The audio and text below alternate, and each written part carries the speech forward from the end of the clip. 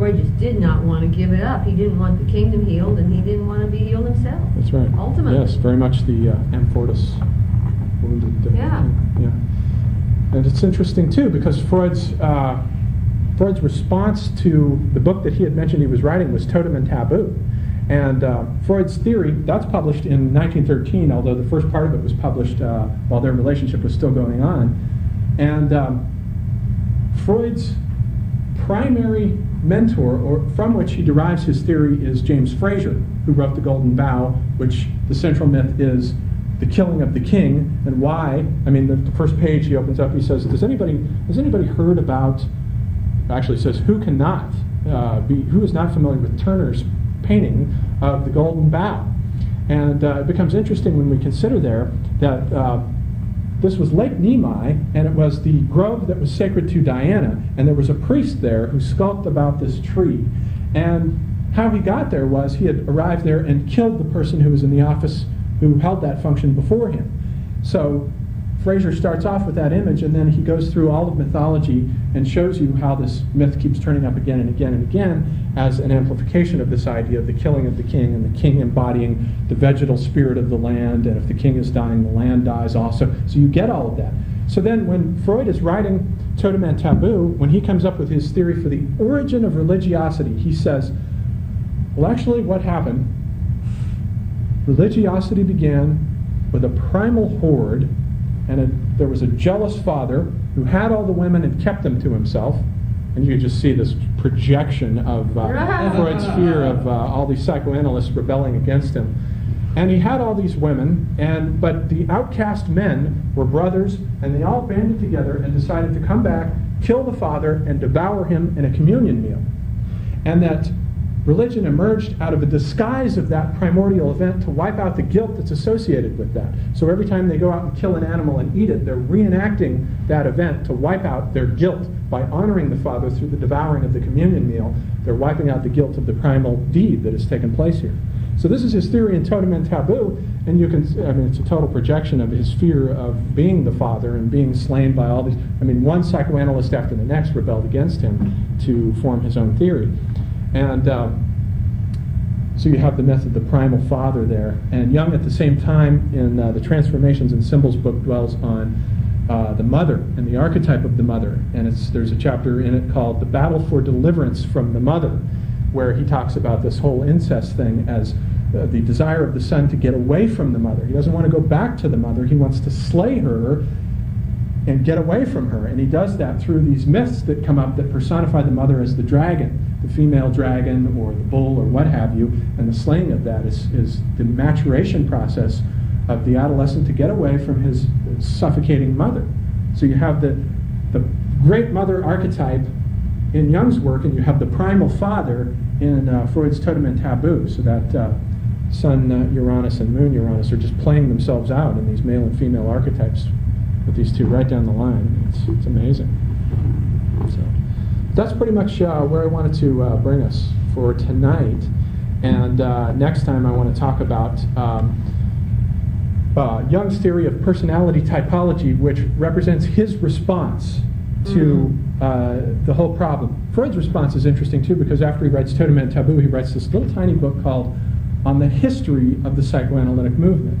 This is the history of, according to Freud, of course, and he goes through and writes it specifically to show why Adler and Jung cannot be called psychoanalysts.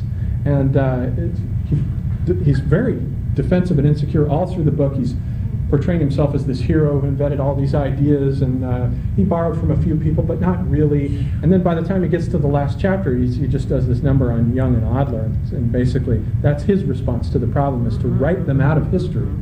Whereas Jung's response turns out to be, well, this Adler fellow dwelling on the power complex is interesting if you play that off against the erotic complex of Freud's theory. Maybe what we have here are two different personality typologies, and the fact is maybe I'm on the side of Adler's, and what I have been interested in is the power complex all along. So he creates the theory of the introvert and the extrovert.